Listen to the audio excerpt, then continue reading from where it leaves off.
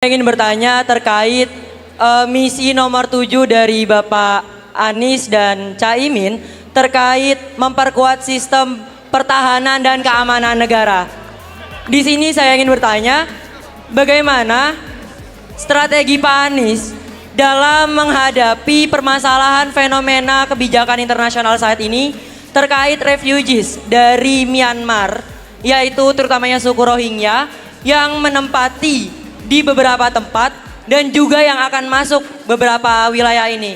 Bagaimana strategi Bapak dalam menghadapi hal-hal tersebut? Karena ketika kita melihat fenomena ini, mereka ini masuk tanpa izin seperti itu, Pak.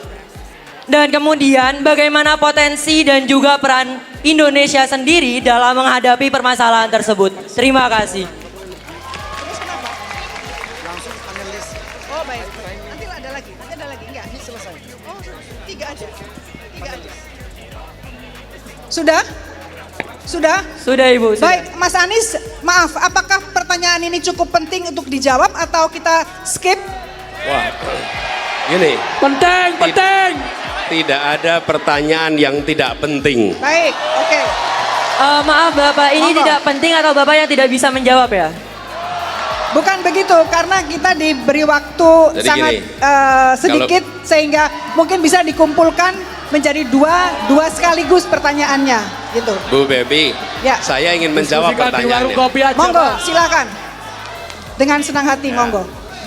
Gini, Bu Bebi, pertanyaannya semua penting. Baik. Jadi bedakan pertanyaannya jangan penting tidak penting, tapi panjang atau pendek. Karena ini soal waktu.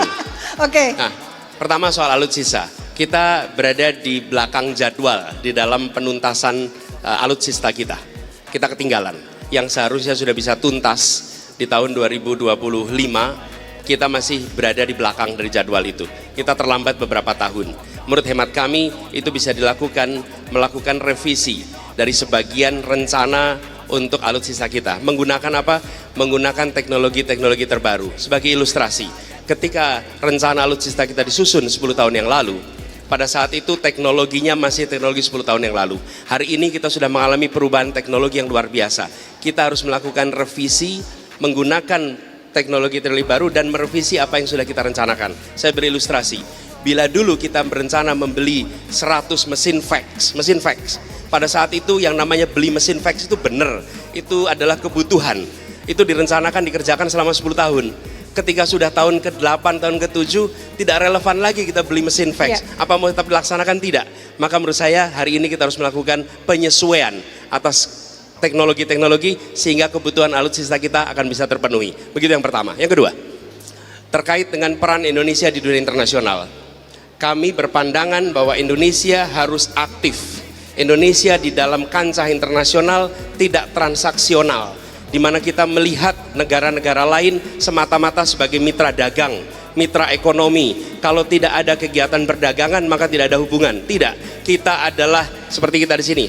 Kita semua warga Surabaya, warga Indonesia, dan kita adalah warga dunia yang harus terlibat di dalam urusan-urusan dunia. Sehingga ketika ada persoalan-persoalan kemanusiaan, apalagi yang ada di sekitar kita, maka kita harus membuka pintu kita, menyayomi mereka, memberikan perlindungan yang kita bisa lakukan, sehingga kita menunjukkan kepada dunia bahwa kami bagian dari dunia, dan bila ada problem-problem yang apalagi menyangkut kemanusiaan, Indonesia tidak tinggal diam. Sambut mereka, beri perlindungan kepada mereka, berikan kesempatan untuk nanti pada waktunya mereka bisa kembali, tapi Indonesia harus menjadi safe haven bagi tetangga-tetangga kita yang menghadapi masalah. Terima kasih.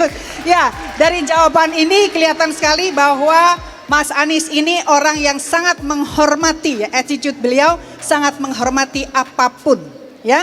Kita belajar dari beliau bukan hanya dari sisi hard skill, kepintaran, kompetensi hard skill saja, tapi juga attitude bahwa beliau menghormati, menghargai pertanyaan apapun. Meskipun pertanyaan tentang negeri ini sangat banyak sekali.